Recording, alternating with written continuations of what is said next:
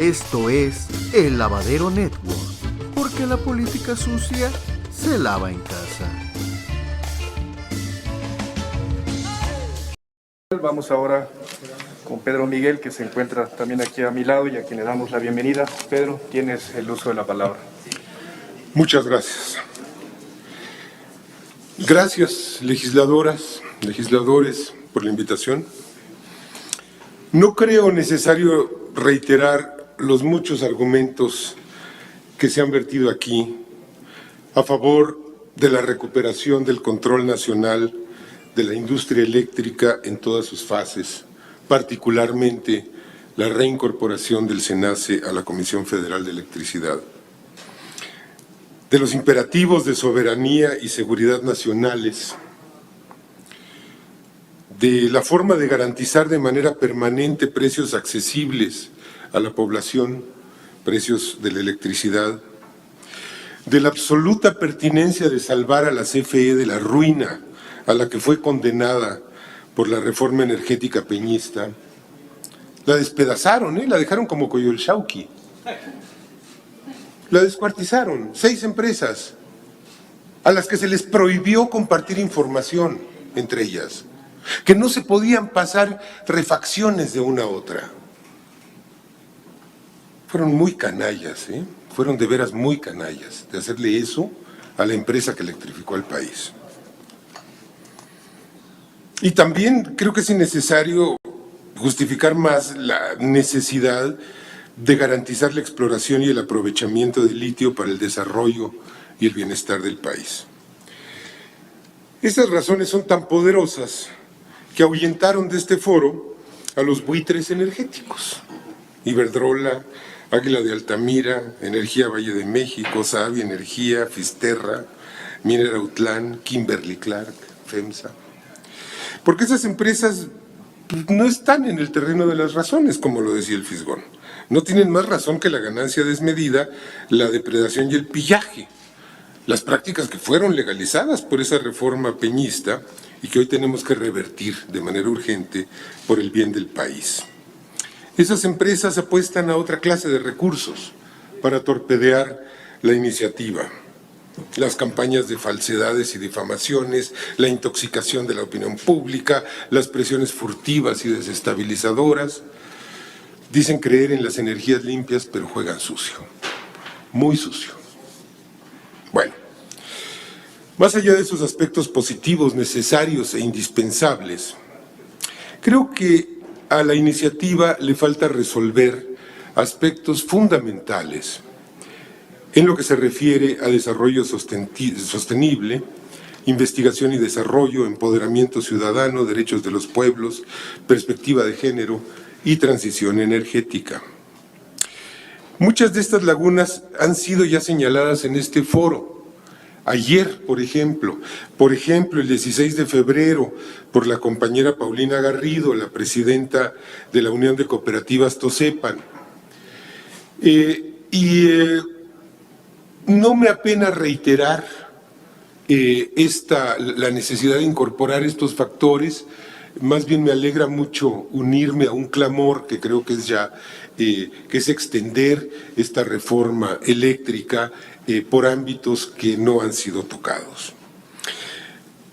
Empezando por la omisión de un sector social como productor, administrador y distribuidor de energía en un modelo de generación distribuida. Es decir, entre el 54% público y el 46% privado que contempla la iniciativa, hace falta abrir un porcentaje para que comunidades, ejidos, cooperativas, barrios, multifamiliares y otras formaciones colectivas generen, distribuyan y administren electricidad, fundamentalmente para autoconsumo, para efectos de uso doméstico, alumbrado público, bombeo, riego, operación de pequeñas instalaciones como beneficios, escuelas, clínicas, centros de reunión, templos, pequeños negocios. Esa modalidad de producción se tendría que realizar necesariamente con tecnologías fotovoltaica, microhidráulica, microeólica, tal vez microgeotérmica, en una variedad de combinaciones entre la interconexión y la isla. mantendría a estos productores consumidores a salvo de los vaivenes del mercado, sea cual sea el escenario político-económico, y liberaría progresivamente a la CFE de la carga que representa la generación y distribución a cientos de miles de usuarios. Tal vez el reservar un porcentaje de 3 o 4% al sector social sea solo el punto de partida para llegar a un objetivo más ambicioso. Postulo que es posible imaginar un horizonte en el que toda la electricidad de bajo voltaje que se consume en el campo, en pequeñas localidades e incluso en barrios y colonias de las urbes, sea generada y gestionada de manera comunitaria por los propios habitantes. Postulo también que es necesario crear las condiciones para que ciudadanos y colectivos territoriales puedan convertirse en sujetos y protagonistas de la generación y la gestión de la electricidad.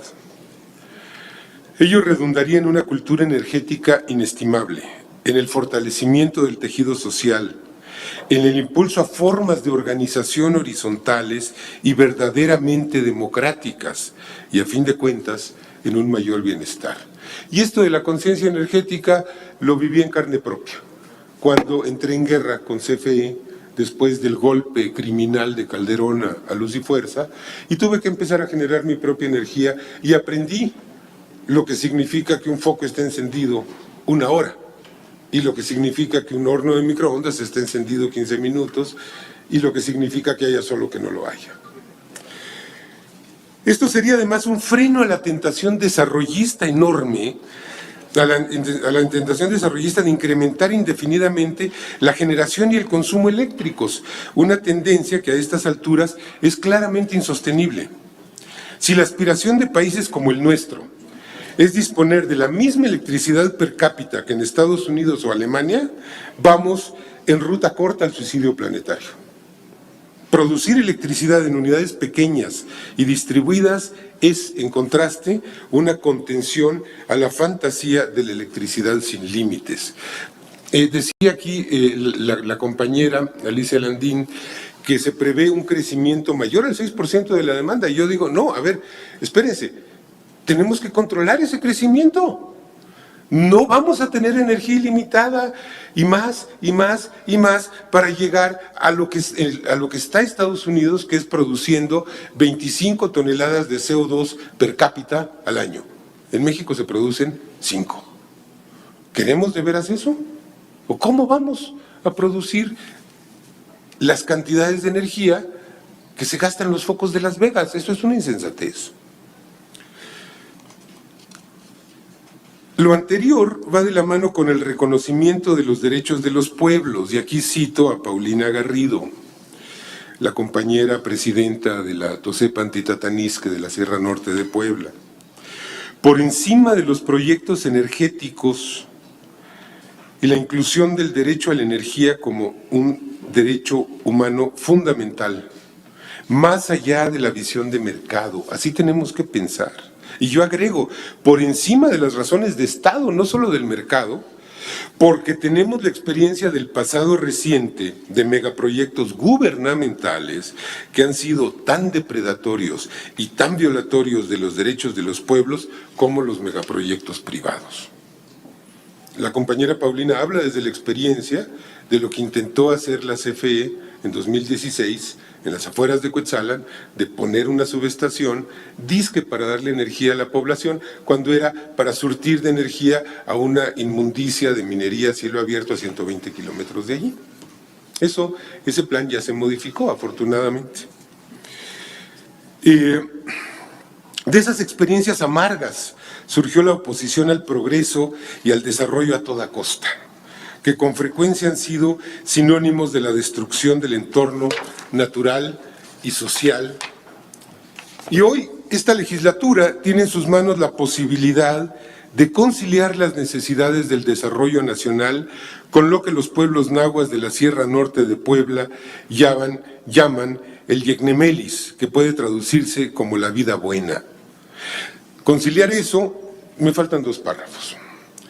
con el propósito de la cuarta transformación de asumir que el desarrollo debe impulsarse desde abajo y sin dejar atrás a nadie. Si la electrificación histórica de México avanzó de las ciudades al campo, hoy debemos plantearnos la ruta inversa, llevar la transición energética del campo a las ciudades. Porque en el campo hay cursos de agua, hay sol, hay viento, hay extensiones de terreno para cultivar y cosechar el sol. Debemos dejar de irrumpir en la vida de las comunidades con plantas generadoras de gigawatts e impulsar en cambio pequeñas unidades de unos pocos cientos de kilowatts. El último punto, que también ha sido planteado aquí y que no me parece menos importante, el penúltimo, perdón, pues es la necesidad de dotar a esta iniciativa de perspectiva de género. No tengo cifras a la mano, pero es obvio que si las mujeres han padecido desigualdad y discriminación en todos los ámbitos, pues es lógico que hayan sufrido también un menor acceso a la energía en todos sus aspectos, el tecnológico, el económico y hasta el de consumo. Y el de la tribuna, pues aquí la compañera Alicia lo primero que hizo fue ponernos esta gráfica de cómo está el balance mujeres-hombres en este mismo foro, ¿no?